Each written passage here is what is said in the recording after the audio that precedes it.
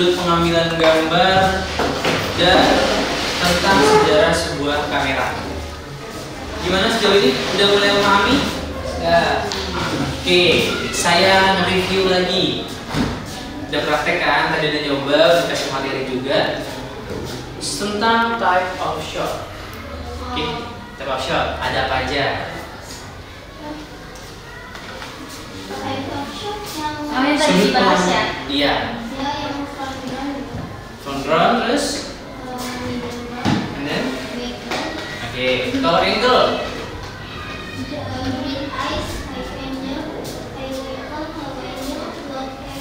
Oke, apa itu from A? Pengambilan dari mata si kodok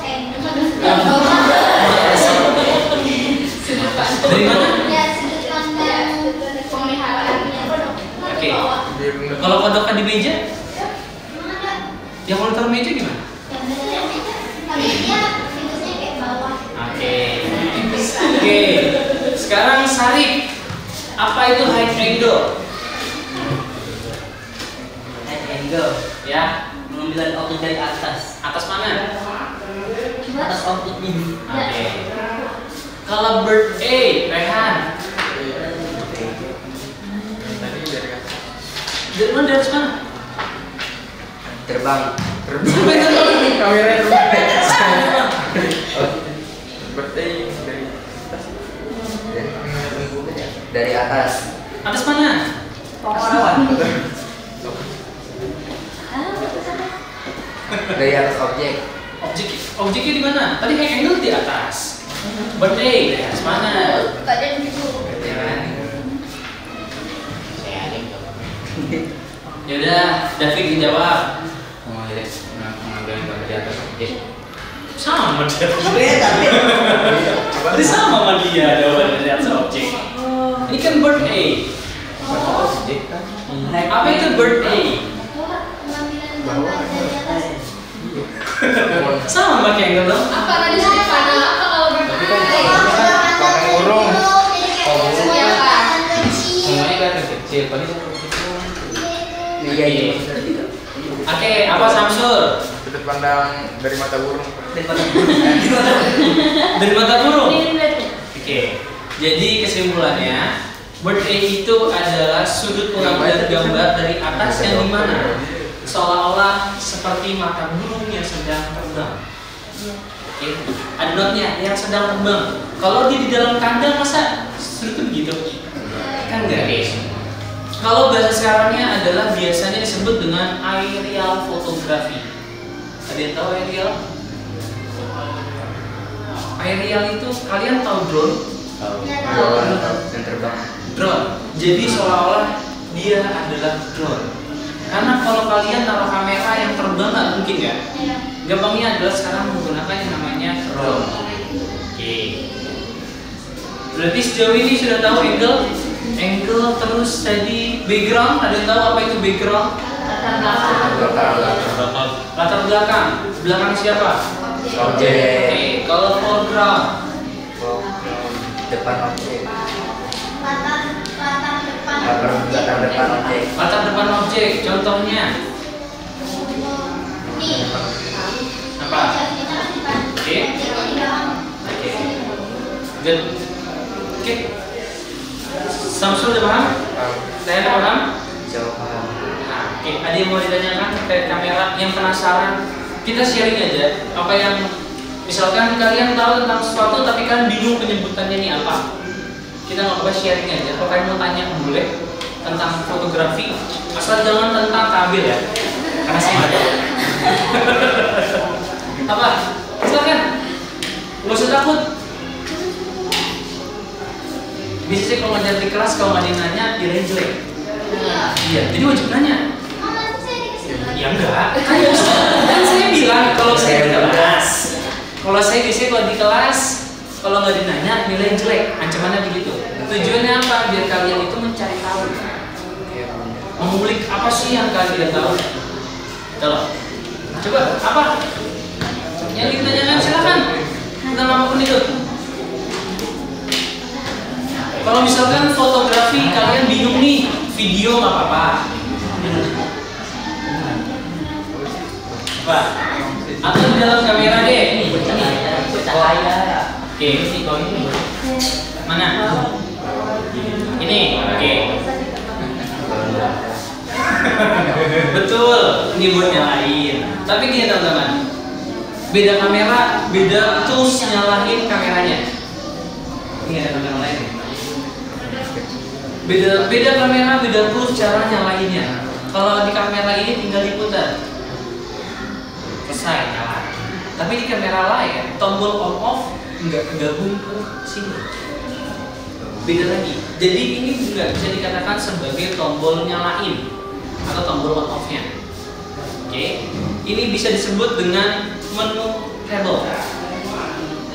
Oke. Menu table. Di sini ada menu dari M, AVI, TV, P, dan lain-lain. Ini tools. Jikalau teman-teman mau belajar M itu apa sih singkatannya? Di kamera ada M nih, angkanya M. Apa itu M? Model. Yang lain. Model juga yang lain. Ya, apa itu M? Mode manual. Manual. Good. Manual mode. Manual mode. Berarti kalau manual itu apa? Apa? Apa itu manual? Ini sendiri tuh. Apa yang diatur? Oke.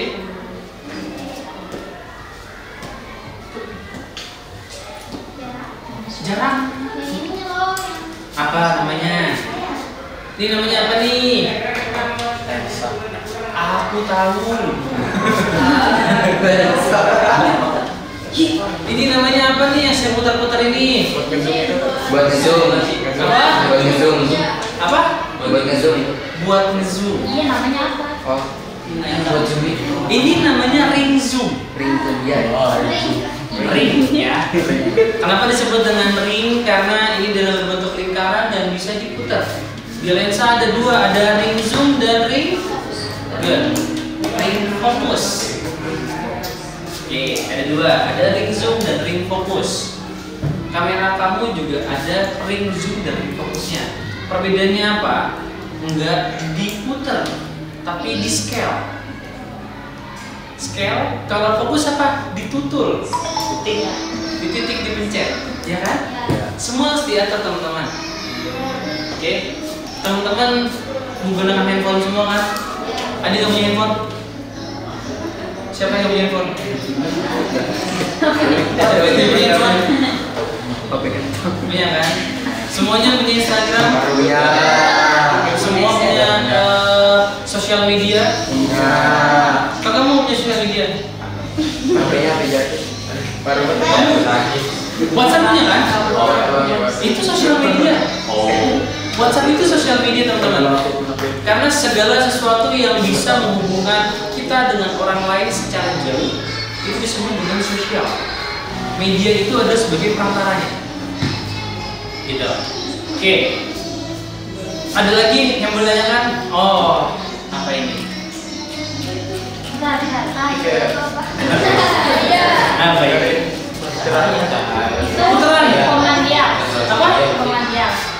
Komando. Bukan. bola sebutannya.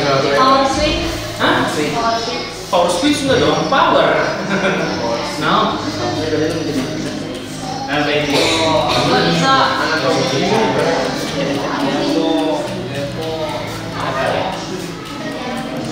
Apa? Ngatur jarak? Enggak. Start. Apa? Tombol start. Tombol apa? Start. Start. Start. No. Ini bukan tombol. Masih putaran. Yang diputar-putar nih. Ini sih putar nih. Tuh. Apa ini? Tapi kita nggak balik. Apa ini? Udah putar gini kan? Yang kecil dekat tombol. Apa namanya? Iya ini kan. Namanya apa? Komandaya. Komandaya. Bisa sih, tapi komandaya itu biasanya itu dalam bentuk tomboy. Iya, tapi bisa juga. Fungsinya, yang pertama ketika kalian buka menu itu bisa sebagai pengganti switch juga. Oh, lihat gambar. Pertama. Ya. Yang kedua, kamu juga bisa mengganti semua menu yang ada di sini. Ini ada 1/50 kan? 1/50, F-nya 7,1, ISO-nya berapa? Ini bisa diganti dengan memutar tombol ini. Ini yang terganti, ini terganti namanya shutter speed. Coba nggak? Coba kan? Berubah. Oke. Ayo berubah. Berubah kan? Ya. Angkanya. Oke. Sebenarnya ini materi yang akan kalian dapatkan besok tentang yang namanya segitiga exposure. Exposure. E-X-P-O-S-U-R-E.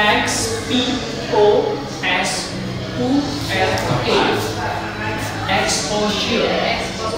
Exposure. Itu disebut dengan segitiga exposure yang ada apa? Shutter speed, diafragma, dan ISO. Shutter speed, diafragma, dan ISO. ISO. Besok kalian akan mendapatkan materi tentang ini. Jadi saya nggak mau terlalu banyak menanyakan tentang hal ini karena nanti akan ada dosen-dosen yang lain atau pengajar yang lain yang akan memberikan materi tentang segitiga exposure. Yang dimana segitiga exposure ini bisa dikatakan adalah sebagai jantungnya kamera. Kenapa bisa dikatakan sebagai jantungnya? Karena untuk mengatur hasil dari foto kalian harus pintar dalam segitiga exposure ini. Gitu. Oke. Biasanya mahasiswa kalau di kampus ya, kalau di tempat saya ngajar, mahasiswa mulai pusing ketika udah masuk kerja tentang segitiga exposure. Itu udah mulai pusing kepalanya. Diem aja. Pas saya boleh muntah sebentar nggak? Bisa begitu. Makanya kalau di kelas saya biasanya saya membebaskan mahasiswa buat bawa minuman dan makanan, asal jangan nasi padang. Ya. Sama makanan. Boleh bawa cemilan, bawa makanan, boleh bawa minuman, bawa kopi, bawa segala macam, asal jangan bawa nasi padang. Karena repot makan. Karena repot makanya. Kan nggak mungkin kan, Pak bentar Pak rendahin kulit, kan nggak mungkin. Gitu loh. Gitu. Jadi nggak mungkin. Jadi di dalam pelajaran fotografi sebenarnya nggak bisa dikatakan susah teman-teman. Kalau teman-teman suka foto, teman-teman harus belajar tentang fotografi. Kenapa? Sekarang kalian cuma bisa, tapi kalau kalian udah belajar, kalian lebih jago. Kalian tahu misalkan dari angle, ini kurang good nih, dari hack angle aja deh, lebih capeknya gua. Oh hack angle kurang oke, low angle. Kayaknya backgroundnya harus sekali. Frog. Kan ngomong sama teman kalian di luar nggak ngerti bahasa itu, nggak ngerti bahasa kayak gitu. Di dalam dunia ibaratnya industri kreatif ya, saya selalu menyebutnya tentang industri kreatif. Industri kreatif itu berkaitan dengan foto, video, ide film dan lain-lain. Itu disebut dengan industri kreatif. Kenapa bisa dikatakan sebagai industri kreatif? Ada yang tahu? Apa? Ayo. Kenapa dikatakan sebagai industri kreatif dunia fotografi itu? Baik.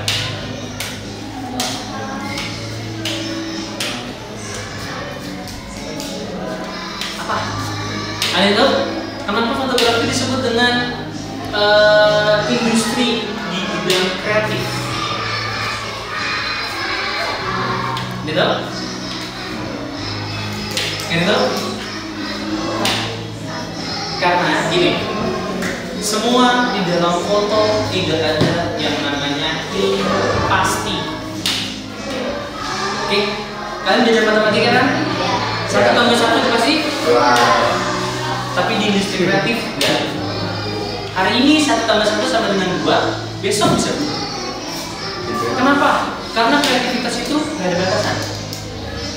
Teman-teman lihat hasil foto teman-teman sekarang, ya kan? Teman-teman foto hari ini di tanggal 12 Juni 2024. Kalian 10 tahun lagi kalian foto, kalian berubah. Nggak ada yang pasti teman-teman. Tapi matematika 1 tambah 1 hari ini 40 tahun lagi tetap sama, nggak berubah. Itu yang disebut dengan industri kreatif. Jadi tidak ada kepastian. Terus kalau kalian nonton film, kalian bisa sering nonton film? Masih sering nonton film walaupun cuma di Instagram atau mungkin di Netflix. Di Netflix layar kaca 21, ya kan? Kayak nonton misalkan di situ. Dulu film horor, kayak horor. Tahu. Dulu horornya pasti tentang suster ngesot. Suster ngesot. Susana. Suster campur, pakai campur. Iya, si manis jembatan Ancol. Terus pocong gundul. Nenek gayu. Apalagi Nenek Gayu. Ya kan? Sekarang film horornya udah berubah teman-teman. Ya. Ya kan? Ya. Sekarang kan nonton film yang Joko Anwar, Pengabdi Setan. Ya, pernah. Ya kan? Tina. Kalian lihat, kalian bandingkan antara kedua film itu berbeda, ya kan? Sensasinya beda. Seremnya mungkin lebih ke arah bukan ke setannya, tapi ke cerita setannya. Ya kan? Kalau dulu mohon maaf film-film horornya lebih ke arah negatif. Ya, lebih ke arah negatif. Yang menjual apa? Menjual sensualitas. Kan nggak paham? Pokoknya lebih ke arah negatif arahnya. Tapi kalau film horor sekarang, dia nggak menjual hal kayak gitu. Tapi menjual apa? Menjual horornya, menjual mistisnya, menjual sensasi kalian akan ketakutan. Itu yang disebut dengan industri kreatif. Begitu juga dengan foto. Hari ini foto, misalkan kalian dengan background yang headroomnya luas, dengan konsep yang full shot dari kaki, bisa aja tahun depan ilmu itu hilang, berubah menjadi orang-orang yang suka foto setengah badan, tapi kepalanya kepotong, bukan dipotong kepalanya, tapi hasil gambarnya yang kepalanya kepotong, gitu loh. Kita nggak ada yang tahu teman-teman, semua pasti akan berubah. Itu yang disebut dengan industri kreatif. Oke, teman-teman di sini ada nggak sih pelajaran tentang kreativitas? Seni budaya. Oke, berarti teman-teman apa? Prakarya. Oke, berarti tentang prakarya kan? Berarti berkaitan dengan yang namanya kreativitas. Mungkin kalian sudah bikin apa maket? Nanam. Oh, dihias. Oke. Berarti berkaitan dengan kreativitas. Kalian sekarang bikin 4 pensil bentuknya kayak gini nih. Ini yang bikin siapa ini? Fahra, Samsul, dan Raihan. Fahra mana? Fahra, Samsul, dan Raihan. Ini 2 orang lagi. Mungkin menurut kalian ketika kalian bikin ini udah bagus, ya kan? Bisa aja ketika kalian bikin hal yang sama jauh lebih bagus daripada ini. Oke, itu disebut dengan kreativitas. Gitu. Oke, ada yang mau ditanyakan? Kalian mungkin ada yang mau tambahin? Cukup. Karena sih bingung mau ngomong apa lagi. Nggak cuma nanya soalnya. Semakin banyak kita diskusi itu semakin baik gitu loh. Apa Samsul? Samsul bisik-bisik kayak gitu ya. Ini kan ada bangku satu nih, kenapa kalian duduk berdua? Ini kalau di belakang tidak ada. Kasihan Samsul gitu soalnya.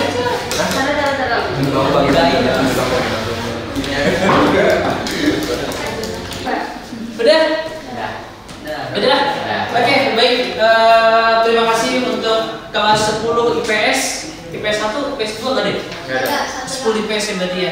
Terima kasih untuk kelas ini. Terima kasih karena kalian sudah mau belajar tentang Ender dan lain-lain pada hari ini. Mungkin sekian dari saya dan teman-teman dari Bukari, Bu Suci dan Bu Dila. Kurang lebihnya mohon maaf. Wassalamualaikum warahmatullahi wabarakatuh. Waalaikumsalam warahmatullahi wabarakatuh. karya foto, fotografi. Apalagi kira-kira? Oke, ini dari sisi objek ya, ada langit, ada model. Model itu juga harus dipelajari. Bisa jadi saya motret siapa namanya Mas? Febri. Bisa jadi Febri nggak mau dipotret dari depan. Karena apa? Hidungnya nggak kelihatan mancung, lebih baik dari kiri, samping gitu ya. Itu adalah objek.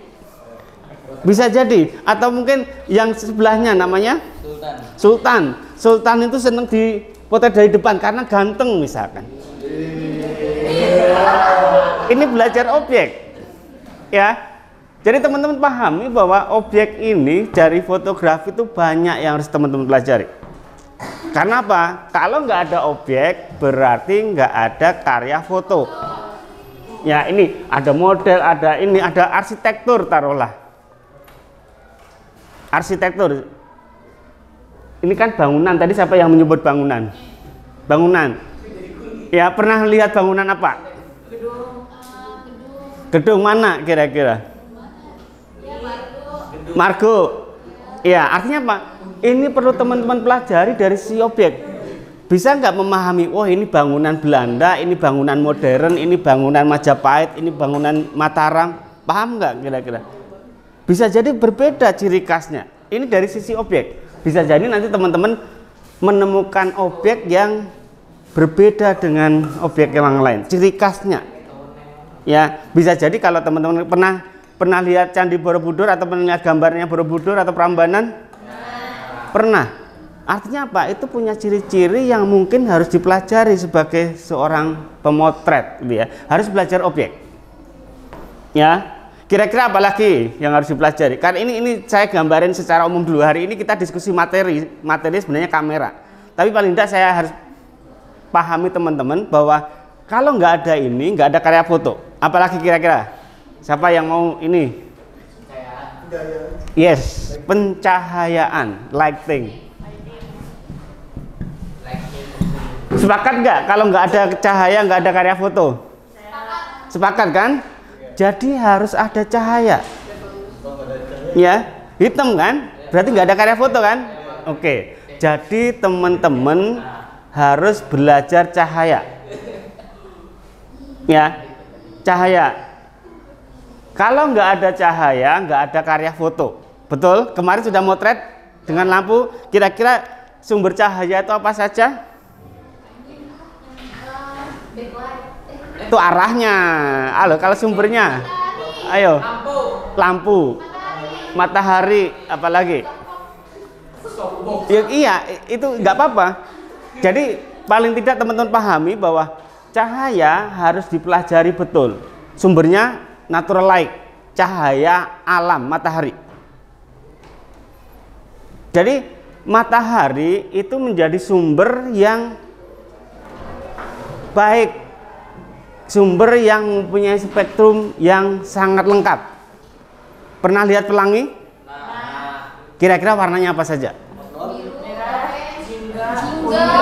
Hijau, biru. Hijau. Ya, Magiku Hibiniu masih ingat?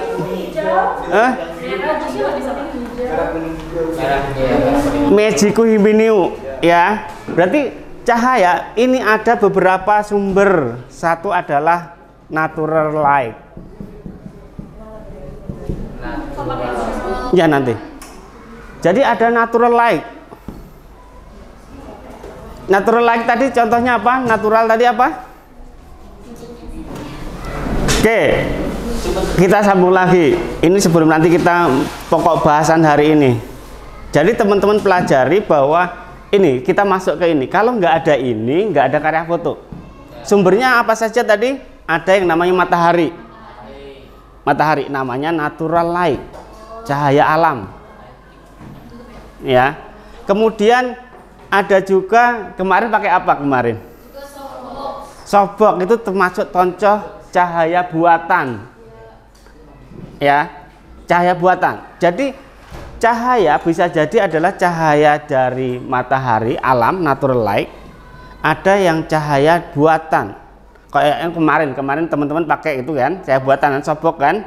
pakai cahaya cabutan bisa lilin. Anda teman-teman kreatif dengan lilin, bisa menggunakan lampu belajar. Saya juga bawa softbox mini box. Teman-teman juga bisa kreatif dengan ini. Kecil mini box. Coba nanti teman-teman coba ini, saya bawa mini box, bisa juga Anda gunakan ini. Nanti coba teman-teman coba untuk gunakan, Anda bisa pakai gitu ya. Ini ada ini. Berarti kalau nggak ada cahaya berarti tidak ada karya foto. Ya. Oke, karya foto. Jadi teman-teman pelajari ini bisa juga cahaya buatan. Salah satu contoh cahaya buatan. Ini mini box gitu ya. Anda bisa gunakan, bisa jadi nanti teman-teman juga contoh buatan selain ini mungkin ada cahaya lilin, cahaya lampu belajar ini kan. Nah, oke ya, ada berarti ada berapa sumber cahaya? Ada alam, matahari, buatan ini kayak softbox kemarin gitu ya. Kemudian ada juga cahaya gabungan. Misalkan gini, teman-teman di sini motret di situ. Kira-kira sumber cahayanya apa? Matahari sama? Yes. Jadi ada gabungan antara natural light dan cahaya buatan, artificial light. Ini window lighting. Ini matahari, lampu. Itu namanya gabungan daripada natural light dan artificial light, gitu ya. Itu. Jadi teman-teman pelajari ini sini. Kira-kira apa lagi kira-kira? Kalau nggak ada itu nggak ada karya foto. Ayo, apalagi? Kalau nggak ada ini berarti nggak ada karya foto. Apalagi ayo? Apa? ISO. Bukan. Kalau nggak ini sih yang ini dulu. Yang kalau nggak ada itu nggak ada karya foto. Selain ini apa? Objek cahaya? Yes, kamera. Oh, kalau bisa nggak? Nah, itulah. Hah? Betul nggak? Kalau nggak ada kamera, nggak ada karya foto?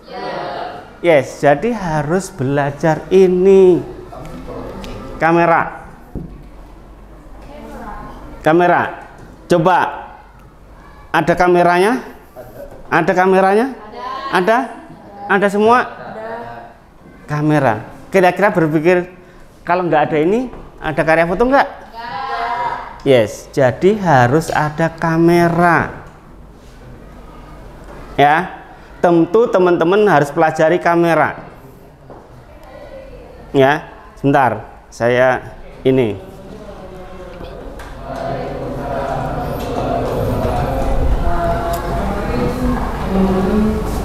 Kalau nggak ada kamera, nggak ada karya foto. Ya, saya yakin teman-teman di ini ada kameranya semua. Ada. Terus kira-kira apa lagi selain itu? Kalau nggak ada itu nggak ada karya foto. Udah. Apalagi ayo. Apalagi kalau nggak ada itu nggak ada karya foto.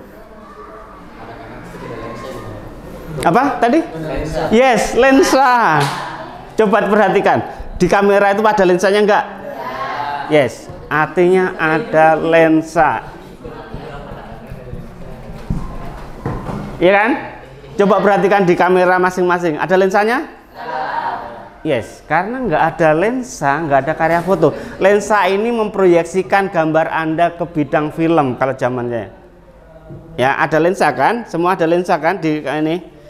Ini, kalau nggak ada ini berarti nggak ada karya foto. Jadi teman-teman harus belajar ini. Ya. Oke ya, apalagi kira-kira? Kalau nggak ada itu nggak ada karya foto. Ini harus dipelajari ya, berarti ini wajib dipelajari. Kalau nggak ada ini nggak ada karya foto, apalagi bisa moto sendiri, fotografer nggak penting. Komposisi nanti bagian dari Anda belajar objek. Apalagi kira-kira? Kalau nggak ada itu nggak ada karya foto. Sebelum saya masuk pembahasan hari ini tentang kamera. Ayo, siapa yang? Nah, di HP ada apanya? Kalau nggak ada itu nggak ada karya foto. Ayo, apa tadi? Yes, kalau itu yang namanya sekarang adalah sensor. Zaman analog dulu film. Pernah nggak ada ini? Ada namanya film. Kalau sekarang namanya adalah sensor. Kemudian disimpan di memori gitu ya. Era digital itu adalah sensor.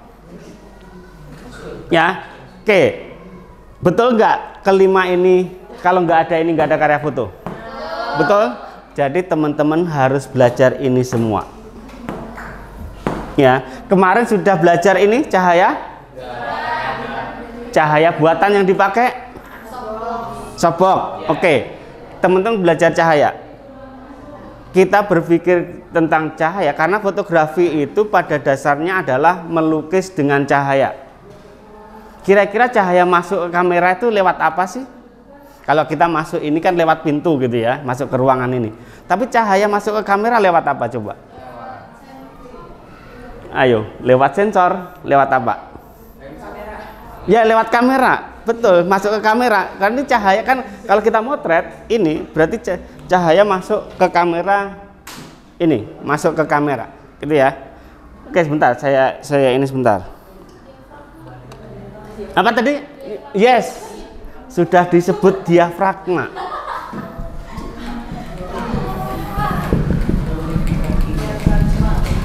Oke, pahami. Cahaya masuk ke kamera itu teman Anda menyebut diafragma. Diafragma itu lubang besar kecilnya cahaya masuk ke kamera. Itu namanya diafragma. Ya. Kira-kira pertanyaan saya, kalau lubangnya besar dengan kecil, cahaya yang masuk lebih banyak yang mana? Yang besar atau yang kecil yang masuk lebih banyak? Yang besar lebih banyak masuk. Ini namanya diafragma. Ya. Jadi cahaya masuk ke kamera itu melewati yang namanya lubang itu loh.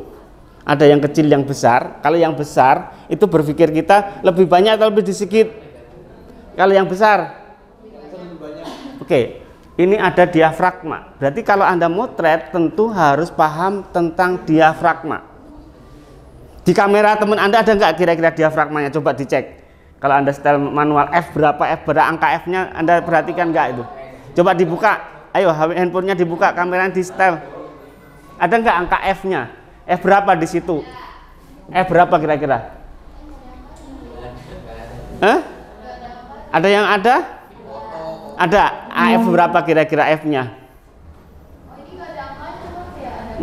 Kalau auto mungkin nggak ada. Kalau manual mungkin ada.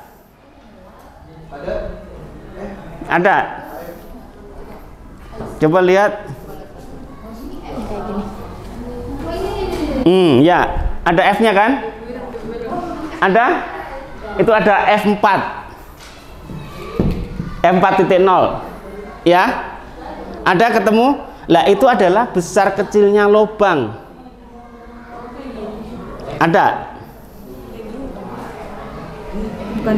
Oh iya, itu di mana? Bukan. Nah, di angkanya, di manual, di mana mode ini?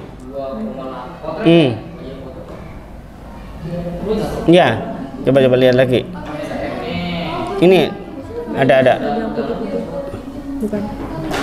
Di manual ada nggak? Di setting manual. Ketemu ya, F ya? F-nya ketemu?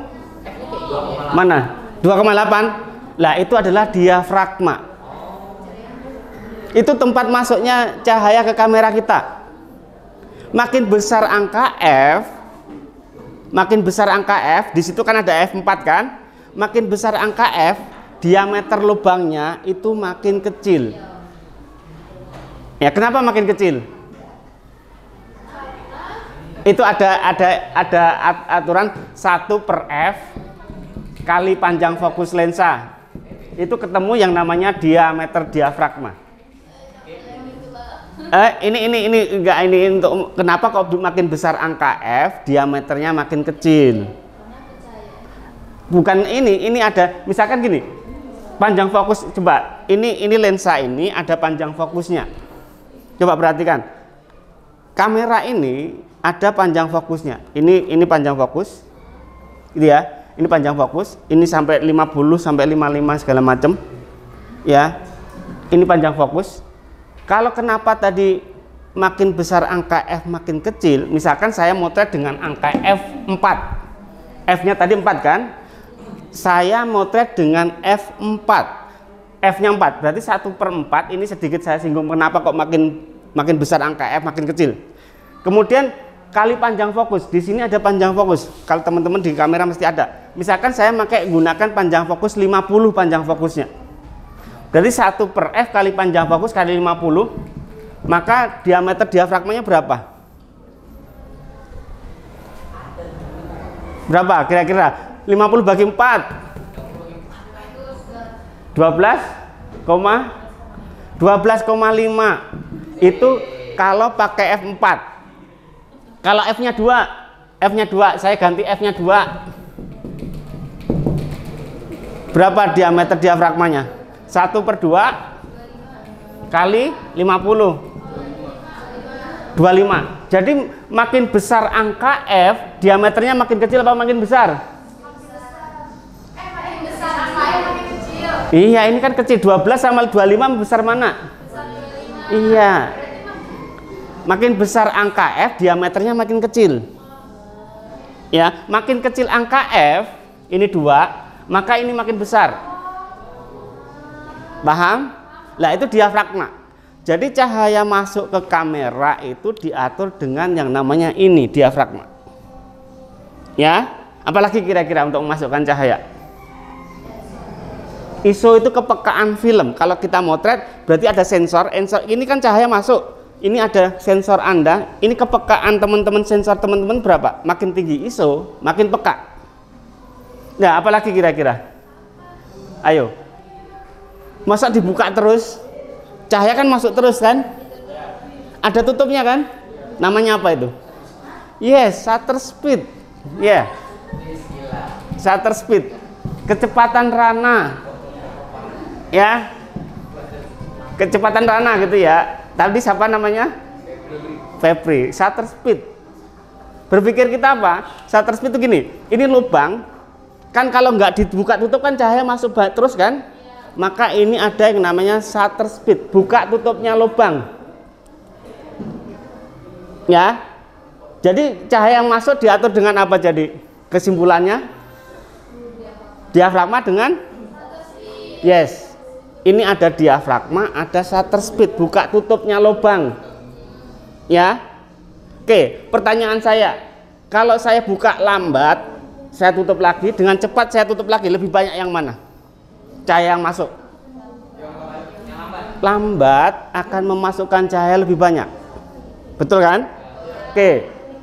Jadi kalau Anda motret, kalau Anda kecepatan lambat, maka banyak cahaya yang masuk. Lah, cahaya yang masuk itu harus diukur. Alat ukur cahaya di kamera sekarang itu ada alat ukur cahaya. Iya, itu namanya apa kira-kira? Itu indikator light apa? Apa? Alat ukur cahaya apa namanya? Jadi cahaya yang masuk ke kamera kita itu diukur supaya tidak lebih dan tidak kurang. Namanya apa? Light meter. Ya, paham? Jadi cahaya tadi masuk melalui apa tadi?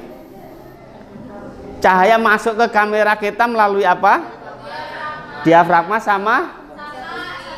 Oke, jadi ini kombinasi ini ke diafragma dan kecepatan rana ini akan menghasilkan sejumlah cahaya ke kamera kita dalam jumlah tertentu. Ya, yang masuk ini maka diukur. Cahaya yang masuk ke kamera kita itu diukur, yang namanya alat ukurnya apa tadi? Light meter. Supaya apa? Cahaya tidak lebih dan tidak kurang, tidak over dan tidak under, ya. Ya, oke ya. Oke, cahaya. Ini. Jadi teman-teman pahami bahwa cahaya masuk ke kamera tadi diatur dengan yang namanya diafragma, shutter speed. Supaya cahaya tidak lebih dan tidak kurang, ada alat ukurnya namanya light meter. Kalau di kamera handphone Anda kan sudah ada itu. Artinya apa? Anda motret dengan auto itu tuh sudah nggak mungkin kelebihan cahaya, nggak mungkin kekurangan kan? Pasti bagus kan? Karena ada alat ukurnya di situ. Ya, ada yang namanya light meter. Kalau di kamera ini Kalau teman-teman perhatikan, ini sudah baterainya udah sih, bentar.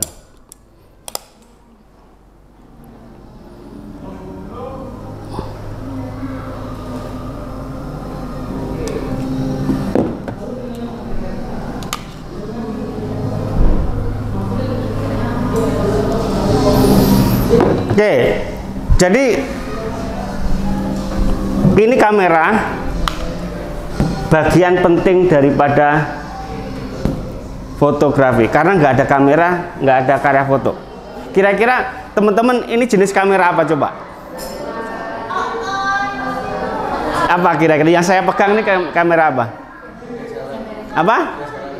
DK, single lens reflex ya namanya. Coba bisa dinyalain ini. Saya masuk ke materi hari ini diskusi kita.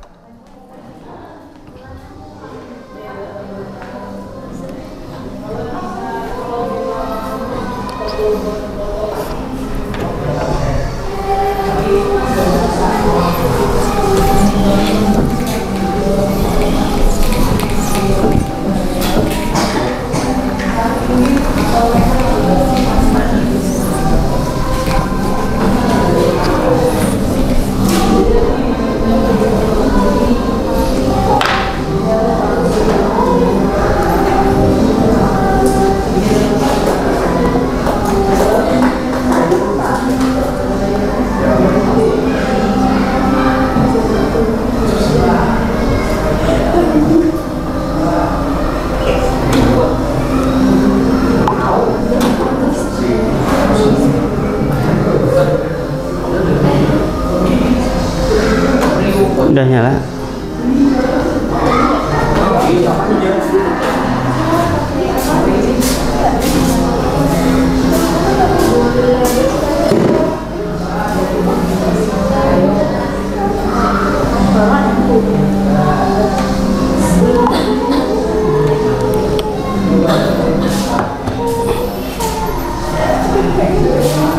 Oke, teman-teman perhatikan.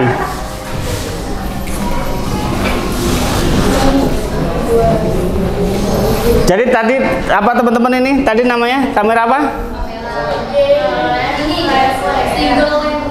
Single lens reflex, SLR, gitu ya. Single lens reflex. Jadi teman-teman perhatikan bahwa single lens reflex itu ada cerminnya, ada cerminnya. Kalau kita perhatikan single lens ada lens itu ada cermin gitu ya. Jadi di situ ada cerminnya. Dulu perkembangan kamera itu panjang. Kalau kita bicara sejarah kamera itu panjang. Ya.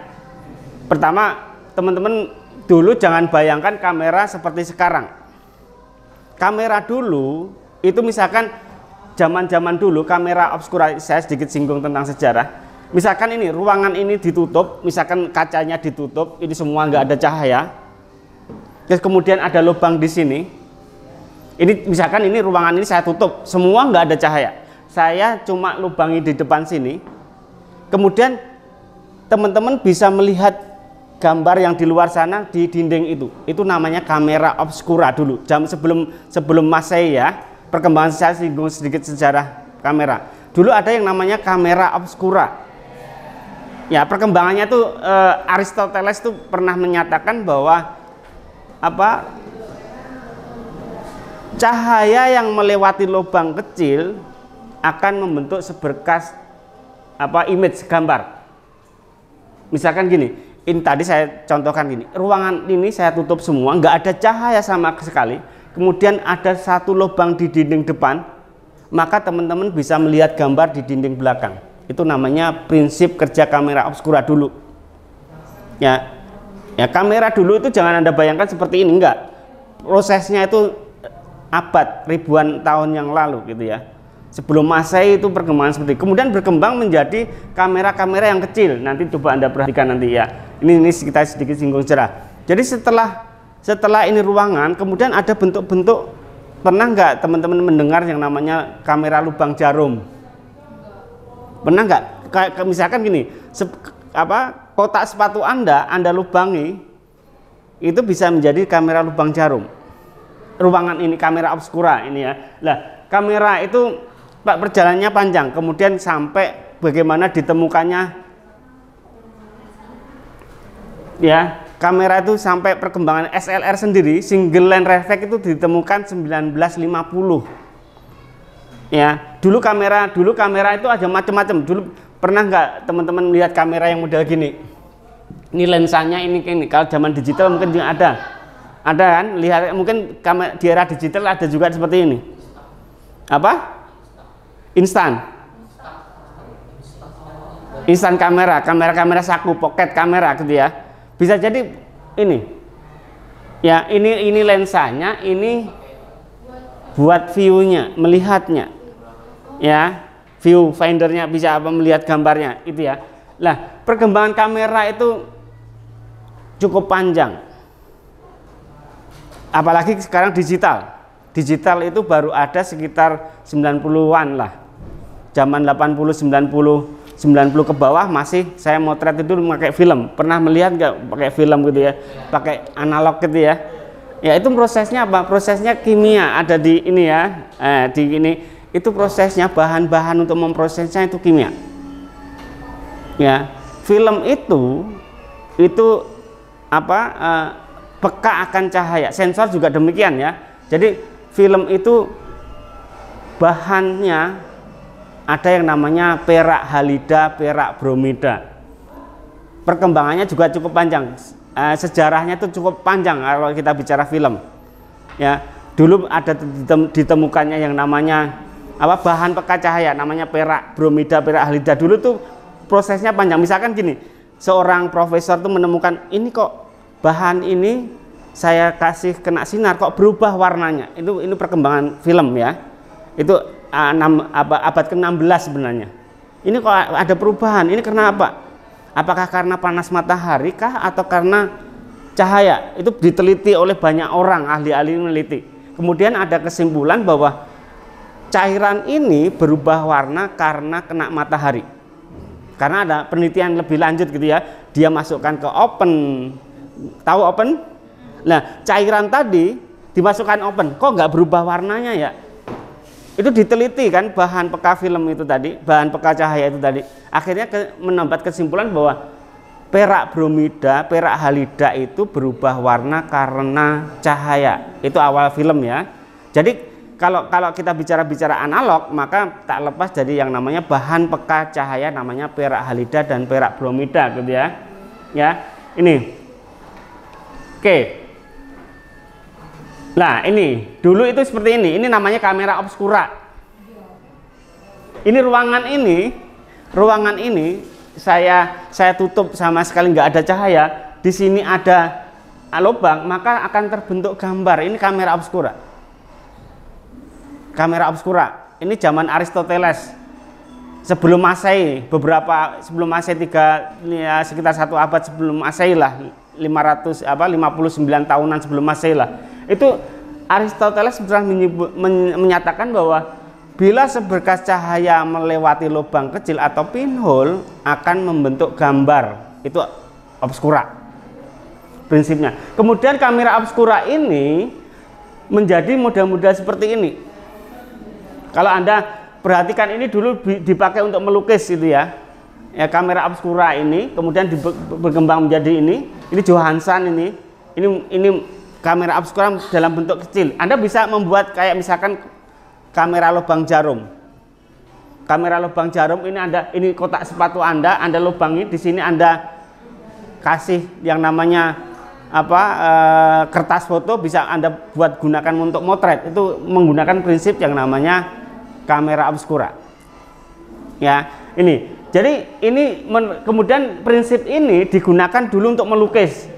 Jangan Anda bayangkan langsung ini prosesnya panjang dari kamera obscura ini. Dulu ini ada cermin di sini, ada cermin, kemudian untuk melukis gitu ya. Misalkan ada kotak, misalkan saya gambarkan gini. Ini kotak, ini ada ini. Kemudian Anda ada cermin, Anda bisa melihat di cermin di sini untuk melukis. Kan ada kan, lo ini. Lah itu berkembang ini sebelum menjadi kamera ini. Ini adalah ini perkembangannya. Jadi setelah ini kemudian diterapkan menjadi ini. Ya, kamera Johansson itu sudah mulai dilengkapi yang namanya ada tambahan lensa segala macam. Ya, ini perkembangan kamera ya, dari yang ruangan seperti ini sampai ruangan ini. Lanjut, bisa lanjut ininya. Nah, kemudian kamera ada yang namanya daguerreotype. Ini awal ditemukannya fotografi 18. Yes. Itu dulu belum bisa untuk memotret ya, kamera-kamera obskura. Karena apa? Belum ditemukan bahan peka cahaya. Bahan peka cahaya itu ditemukan abad 16. Misalkan ini, tadi kan ada kotak sepatu kan, misalkan coba kembali ke awal bentar. Nah, di sini kan Anda bisa melihat gambar di sini kan. Ini ada cermin gitu, ini lensanya. Ini lensa ini akan melihat, Anda bisa lihat dari cermin gambarnya. Tapi belum ada bisa untuk merekam daripada gambar itu tadi karena belum ada peka cahayanya. Ya, ini hanya bisa jadi hanya untuk melukis awalnya ya, awalnya itu hanya untuk melukis. Kemudian ini digabungkan dengan bahan peka cahaya. Ini ditaruh di sini bahan peka cahaya itu yang namanya tadi perak bromida, perak halida, baru nanti menghasilkan yang namanya fotografi. Ya, fotografi. Jadi setelah digabungkan antara kamera dengan yang namanya bahan peka tadi. Di sini kan tadi kamera obskura kan nggak bisa untuk merekam foto, kan merekam gambar kan. Lah, abad ke-16 baru ditemukan bahan-bahan yang namanya perak bromida. Ada kertas kira-kira saya gambarkan seperti ini. Ini kertas, coba ada kertas. Bentar ini ya, nggak pakai bentar ya. Oke, saya gambarkan gini. Ini kertas.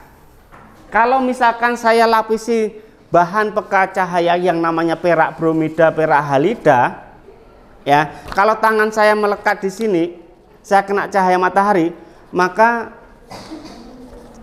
saya lepas tangan saya, kira-kira yang hitam yang mana? Ini tangan saya, ini kan saya lapisi tadi dengan yang namanya, ini abad 16, ini kita kembali ke abad 16 dulu. Misalkan ini kertas, saya lapisi peka cahaya. Kemudian tangan saya tempelkan gini, saya kenakan matahari, saya lepas lagi, kira-kira yang gelap yang mana? Yang luar tangan kan? Oke, itu karena apa? Dia pengaruh matahari, cahaya. Jadi yang gelap. Ya, paham ya? Nah, itu abad 16 baru diteliti. Tapi abad 16 belum bisa menghentikan tangan. Gambar tangan tadi yang putih tadi nggak bisa dihentikan, hilang lagi gambar tangannya. Itu abad 16, 17 itu belum bisa dihentikan. Ya. Kemudian setelah ini abad ke-18 mulai ada yang namanya untuk menghentikan daripada reaksi kimianya. Itu abad 18. Yang 18 tadi daguerreotype. Daguerreotype itu mulai bisa menghentikan. Kalau tadi teman-teman perhatikan, kalau ini kan tadi kena cahaya kan? Kalau saya lepas ada cahaya masuk lagi, tangannya hilang. Gambar tangannya tadi hilang. Ya. Karena itu belum ditemukan yang namanya bahan fix itu ya, atau menghentikan gambar. Baru abad ke-18, lanjut. Baru abad 18 ini baru ada bahan bisa menghentikan ini tadi. Bisa yang namanya menghentikan gambar tadi gitu ya. Itu abad 18. Maka ini daguerreotype itu sangat yang sering disebut yang penemuan fotografi itu namanya ini. Daguerre. Ya. Jacques Mande Daguerre itu biasa ini karena dia bisa menghentikan daripada foto tadi, Louis ya. Oke. Ini mulai perkembangan, mulai ada fotografi. Fotografi muncul berarti sekarang abad 18 itu baru ada ilmu fotografi. Sebelum itu masih ada yang namanya kamera, perkembangan kamera, kemudian perkembangan film ya. Kemudian film dan kamera itu digabungkan, maka terjadilah yang namanya fotografi. Fotografi itu apa artinya? Apa kira-kira? Fotografi. Apa grafi? Grafos. Grafos itu apa ayo? Apa tadi? Udah? Oke, melukis. Fotos itu apa? cahaya kan, kalau Anda pernah dengar fotosintesis kan, jadi foto itu cahaya, grafi itu melukis. Jadi teman-teman itu melukis dengan cahaya. Berarti cahaya masuk ke sini, kemudian ada bahan peka yang di sini, maka Anda bisa lihat gambarnya. Itu namanya fotografi. Ya, perkembangannya cukup panjang, mulai dari sebelum Masehi sampai, berarti kalau kira-kira sampai abad 18 sudah ribuan tahun kan perkembangan fotografi. Mulai sebelum Masehi, ini kan 1837. Ya, artinya bahwa perkembangan film itu sama kamera itu cukup panjang, ribuan tahun perkembangannya. Ya ini, oke, slide selanjutnya. Ini kemudian, kemudian macam-macam perkembangan tuh macam-macam ya, kamera kemudian macam-macam dikembangkan. Ada yang nambahi yang namanya lensa, ada yang nambahi diafragma, ada yang macam-macam gitu ya. Ini akhirnya perkembangannya menjadi lebih lanjut. Dari sisi alat juga berkembang, dari sisi ini bahan kimianya juga berkembang. Dulu menggunakan kertas, kemudian ditemukan plastik, menggunakan plastik. Pernah orang menggunakan kaca. Kaca ini digunakan untuk motret. Alat rekamnya itu macam-macam. Itu perkembangan fotografi. Ya akhirnya ditemukan yang namanya kolodion kayak plastik gitu ya. Itu menjadi industri akhirnya yang namanya itu. Ini perkembangannya. Ya, jadi fotografi itu cukup panjang sejarahnya. Dari tadi perkembangan kamera, kemudian perkembangan bahan peka cahaya, kemudian digabung itu menjadi fotografi, itu cukup panjang. Oke, lanjut. Ya, ini perjalanan kamera. Ya, kemudian ini George Eastman. George Eastman itu mendirikan sebuah pabrikan yang namanya kamera, yang namanya Kodak nomor 1. Ini sering kamera-kamera sekarang itu disebut Kodak karena apa? Ya ini George Eastman itu membuat kamera Kodak itu namanya dulu. Kamera yang pertama kali. Ini mudah dibawa-bawa. Dulu kan gede gitu ya. Era-era George Eastman ini menjadi kecil. Ya, kemudian filmnya juga menjadi ini. Ya, ini menjadi perkembangan yang cukup menarik di era George Eastman ini, menjadi industri. Dia bisa membuat kamera-kamera ini. Ya namanya Kodak ini sejajar. Ada yang namanya A-level. Sejajar dengan mata kita, sejajar dengan kamera. Kemudian ada juga yang namanya sudut pengambilan itu kamera angle. Ada yang dari atas motretnya, mana karya foto yang dari atas? Coba ayo, coba lihat, tunjukkan. Ayo. Mana ada? Ada yang namanya sejajar, ada yang yes. Terangin apa terangin? Udah terang. Mana? Udah terang. Ih, fotonya gimana? Oke, ini sudutnya dari mana? High angle.